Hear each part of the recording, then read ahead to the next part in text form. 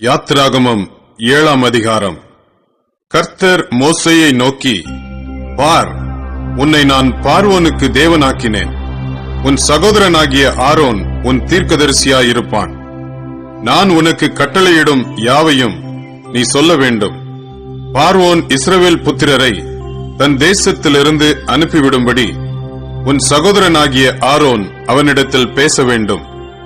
நான் பார்வோனின் இருதயத்தை கடினப்படுத்தி எகிப்து தேசத்தில் என் அடையாளங்களையும் அற்புதங்களையும் மிகுதியாய் நடப்பிப்பேன். பார்வோன் உங்களுக்கு செவி கொடுக்க மாட்டான். ஆகையால் எகிப்துக்கு விரோதமாக நான் என் கையை நீட்டி மகா தண்டனையினால் என் சேனைகளும் என் ஜனங்களும் ஆகிய இஸ்ரவேல் புத்திரரை எகிப்து தேசத்திலிருந்து புறப்பட பண்ணுவேன். நான் எகிப்தின் மேல் என் கையை நீட்டி இஸ்ரவேல் புத்திரரை அவர்கள் நடுவில் இருந்து புறப்பட பண்ணும்போது நானே கர்த்தர் என்று எகிப்தியர் அறிவார்கள் என்றார். மோசேயும் ஆரோனும் கர்த்தர் தங்களுக்கு கட்டளையிட்டபடியே செய்தார்கள்.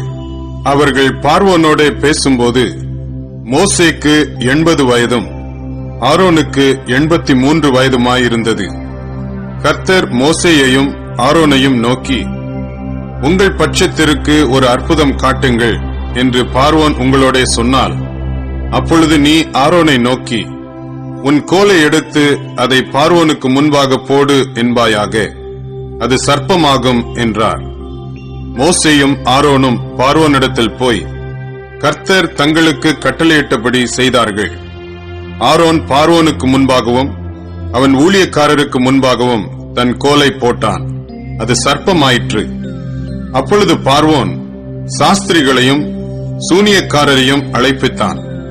எகிப்தின் மந்திரவாதிகளும் தங்கள் மந்திர வித்தையினால் அப்படி செய்தார்கள். அவர்கள் ஒவ்வொருவனாக தன் தன் கோலை போட்டபோது அவைகள் சர்ப்பங்களாயின. ஆரோனுடைய கோலோ அவர்களுடைய கோல்களை விழுங்கிற்று. கர்த்தர் சொல்லியிருந்தபடி பார்வோனின் இருதயம் கடினப்பட்டது. அவர்களுக்கு செவி கொடாமற் போனான். அப்பொழுது கர்த்தர் மோசேயை நோக்கி, பார்வோனின் இருதயம் கடினமாயிற்று, ஜனங்களை விடமாட்டேன் என்கிறான். காலமே நீ பார்வோனிடத்துக்கு போ, அவன் நதிக்கு புறப்பட்டு வருவான். நீ அவனுக்கு எதிராக நதியோரத்திலே நின்று சர்ப்பமாக மாறின கோலை உன் கையிலே பிடித்துக்கொண்டு அவனை நோக்கி, வனாந்தரத்தில் எனக்கு ஆராதனை செய்ய என் ஜனங்களை அனுப்பிவிட வேண்டும் என்று சொல்லும்படி எபிரேயருடைய தேவனாகிய கர்த்தர் என்னை உம்மிடத்துக்கு அனுப்பியும் இதுவரைக்கும் நீர் கேளாமற் போனீர்.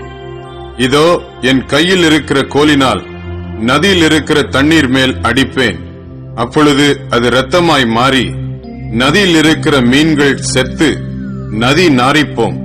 அப்பொழுது நதியில் இருக்கிற தண்ணீரை எகிப்தியர் குடிக்க கூடாமல் ஆரோசிப்பார்கள். இதனால் நானே கர்த்தர் என்பதை அறிந்து கொள்வாய் என்று கர்த்தர் சொல்லுகிறார் என்று சொல் என்றார். மேலும் கர்த்தர் மோசேயை நோக்கி, நீ ஆரோனிடத்தில் உன் கோலை எடுத்துக்கொண்டு எகிப்தின் நீர்நிலைகள் ஆகிய அவர்கள் வாய்க்கால்கள் மேலும் நதிகள் மேலும் குளங்கள் மேலும் தண்ணீர் நிற்கிற எல்லா இடங்கள் மேலும் அவைகள் இரத்தமாகும்படிக்கு உன் கையை நீட்டு.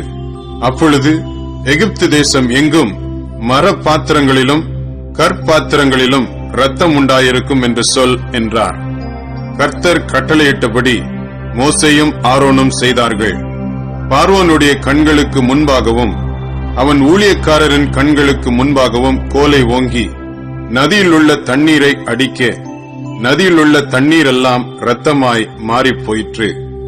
நதியின் மீன்கள் செத்து நதி நாறிப் போயிற்று. நதியின் தண்ணீரை குடிக்க எகிப்தியருக்கு கூடாமற் போயிற்று. எகிப்து தேசம் எங்கும் இரத்தமாய் இருந்தது.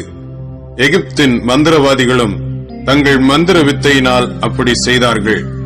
கர்த்தர் சொல்லியிருந்தபடி பார்வோனின் இருதயம் கடினப்பட்டது. அவர்களுக்கு செவி கொடாமற் போனான். பார்வோன் இதையும் சிந்தியாமல் தன் வீட்டிற்கு திரும்பி போனான். நதியின் தண்ணீர் குடிக்க உதவாதபடியால் குடிக்கத்தக்க தண்ணீருக்காக எகிப்தியர் எல்லாரும் நதியோரத்தில் ஊற்று தோண்டினார்கள். கர்த்தர் நதியை அடித்து 7 நாள் ஆயிற்று.